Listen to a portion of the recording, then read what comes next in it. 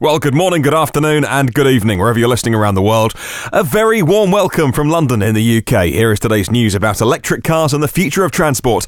My name is Martin Lee. This is your EV News Daily for Sunday, 18th of March, 2018. And welcome along to your Part 2 weekend special. If you heard yesterday's show, you'll know there was so much going on Friday. I had to kind of split the news into two, so much on Twitter and email that was coming through.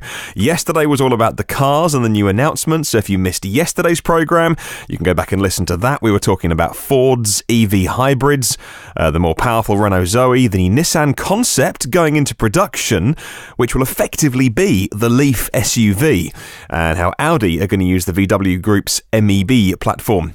Well, if you listen through to the end of the podcast today, there's some exciting news about a new way to get hold of this podcast, which you may prefer. But first of all, happy birthday to the original Roadster, which went into production 10 years ago yesterday. St. Patrick's Day 2008, March 17th. Tesla posted an update to their website in May 2008 to all prospective, fewer than there are these days, but to the prospective customers of a Tesla 10 years ago, and it said this: since we last provided a program update, we've achieved an extraordinary milestone. On March 17th, the Tesla Roadster entered regular production. Well, now that production has started, we'd like to provide you with an update on the plan and status of production. Although everyone's eager to receive their cars as soon as possible, it's important in this program, as any automobile program, to start the production line slowly and to increase the rate at which cars are manufactured at a very deliberate pace.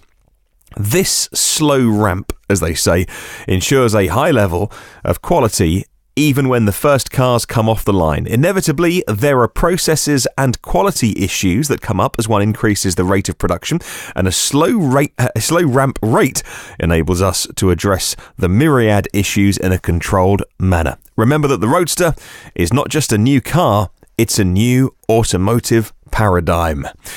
Wow, that's still on their website 10 years later. It was the little release they sent to those early Roadster reservation holders. Worth remembering, it was originally meant to be built at a rate of one car per week, and it would carry two people with no extra room, little bit of luggage, that's all. When you see the shots of the lineup these days with the original Roadster alongside the S, the X and the E, it's a reminder of how tiny it was as well. Tiny little car. Well, 10 years still makes Tesla a young company in the automotive world. The last mainstream car company to launch was DeLorean before Tesla, and we know how that ended. Well, the future looks good for the new Roadster with a 0 to 60 time of 1.9 seconds and a range of 620 miles. And of course, the future doesn't look good for one particular Roadster as it orbits the solar system, gradually getting battered by solar radiation. Well, according to Clean Technica, in Colorado, Xcel Energy has solicited bids for a grid-scale energy storage system. And the favourites, in my eyes, definitely to get part of the contract has to be Tesla. They've pitched for a battery of over 75 megawatts with 300 megawatt hours of stored energy. That's 4 hours of use. It's basically 1,500 Tesla Powerpacks all tied together. Well, in total, Colorado wants to have 12 facilities in operation by 2023, which will mean more than a gigawatt of energy stored. Also of particular interest to those watching Tesla from power grids all around the world. The price of wind power, so renewable wind plus Tesla battery storage, and solar plus Tesla battery storage, those prices are now remarkably low. In fact, they're putting an enormous amount of pressure on the gas and coal peaker plants and the economies of that, which currently have to be turned on to cope with short-term increases in demand. If they can't be economic anymore, then the next time those contracts come around, renewable plus Tesla battery storage is going to be a no-brainer. You know this already, but worth saying, the cleaner the grid gets, the cleaner our EVs get. And that argument, which we face every so often from people saying, oh, well, you need to make the batteries and that still takes CO2 production, becomes less and less of an issue. Well, according to Green Fleet website here in the UK, electric vehicle rapid charging specialist nbsp is making payment fast and easy with new installations of contactless credit and debit cards and Apple Pay terminals at all their chargers. Now, with that method, customers are protected by the inbuilt financial security features as well, so you're guaranteed on those kind of payments as you would be if you used it in the supermarket. For a short time from now, from tomorrow actually, 19th of March, an nbsp charge is going to be a flat rate of £4, no more. Then from May, with all the new functionality and all this new rapid charge best in class as they call it, drivers will only pay what they use. No connection fee or sign up cost. Tap and charge and get back on the road. The pay-as-you-go rate, they say, will be a straightforward 36 pence, which is about 50 cents per kilowatt hour. Not the cheapest electricity you can get, of course. Overnight at home tends to be the cheapest, but that makes an average charge. The average charge, by the way, is around 10 to 11 kilowatt hours for EV owners on a rapid charge if they're just popping in and carrying on somewhere. That's about £4, again, about $5.50, $6, which is still cheaper than gas and is a far better way to travel. So many EV drivers have been asking for a long time now, well, apart from Tesla Supercharger owners, who don't have this issue, of how to make charging easier, more frictionless, I believe they say these days, with the use of contactless cards and Apple Pay and other cashless technologies. Well, here's a question. How do you fancy a trip to Berlin this April? There is a conference called Electric Vehicles, How Everything is Changing, and it's at the ID Tech X show, which they say goes beyond passenger cars to cover electric vehicles for land, sea and air. And whilst the event focuses on automotive, it's the only place to follow the electrification of not just cars, but light electric vehicles and commercial vans and industrial vehicles and emerging technologies, they say. The ID Tech X is in Berlin, 11th and 12th of April at the Estrel Convention Centre, if you wanted to go. Amongst the companies that are there will be people like Porsche, LG Chem, Renault Trucks, Zero Motorcycles, Siemens, Enel and more as well. And for those 2 days, we won't be there, but we'll keep a very close eye on all of the people who are participating and their Twitter feeds and to bring you everything from that conference. Sounds fascinating.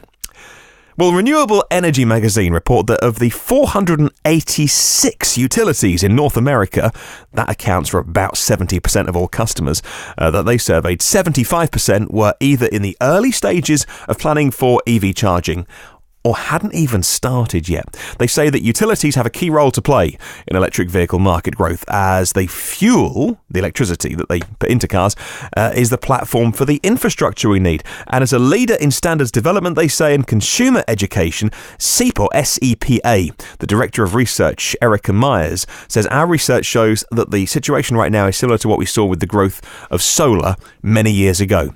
The predictions are all that EVs are going to be huge, but utilities are being caught unprepared, with few ready to take full advantage of this new demand by leveraging, she says, EVs as a grid asset and not a burden. Expect to hear way more about this. If you own an electric car now or in the future, there is going to be a time when you're not just taking from the grid, but you are an essential part of feeding back into the grid, bringing down those peaks, which is 4 to 7 p.m. pretty much everywhere, and balancing the prices and balancing the use of those very dirty peaker plants we talked about. Right, finally, Solar Edge is a company that's announced the launch of their new inverter for electric car owners. Now, we talked about this a while ago on the podcast, but now the product is here. I love the sound of it. It's on the market as of tomorrow in Europe.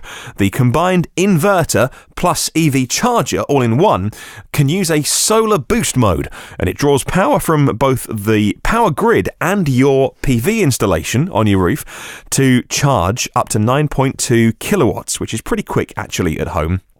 It's 32 amp. Most people will have up to maybe about 7 kilowatt charger at home. The company says that it's 2.5 times faster than standard EV chargers. Without a PV installation, with that additional power to draw from, it'll still charge your EV up to 7.4 kilowatts. And that is similar but different, if that makes sense, to a product we have in the UK called the Zappy from My Energy. Now, that can also direct excess PV power to your car rather than feed it into the grid, where the price you get paid from the grid which we call the feed-in tariff, you get paid for the money that you put back into the grid, is going down and down and down, by the way. It used to be very good and it's not so good now. It might be of more use to put it into your car instead. So if you've got solar, it can do that, and if you've just got regular an EV, it can behave like a regular charger, and it can also detect cheap overnight rates as well, and only charge your EV when it's most economic to do so. Another great little product, by the way. Well, thank you for listening all the way through today. I did promise some news at the end of the podcast about how to get hold of the podcast in a new way and of special interest to Tesla owners. This one, as of this morning, we are now on TuneIn as well. I had this as a request weeks ago, and I got it. It was on Twitter, or maybe as a YouTube comment, because we put the audio of this on YouTube, and someone said, look, if you can put it on TuneIn, I can get it in my Tesla. Well, it took several weeks for them to approve it. Thank you so much, TuneIn, for doing that and for approving the podcast. We love to be part of your system. We are now on TuneIn as well. If you want to use this on TuneIn, you can open the app or the website or in your car and just search EV News Daily. Those three words in the app or desktop, and you'll find us, and you can now subscribe through TuneIn. If you can spread the word, please share this with somebody. You can listen to every previous episode on iTunes, Google Play, Spotify, YouTube.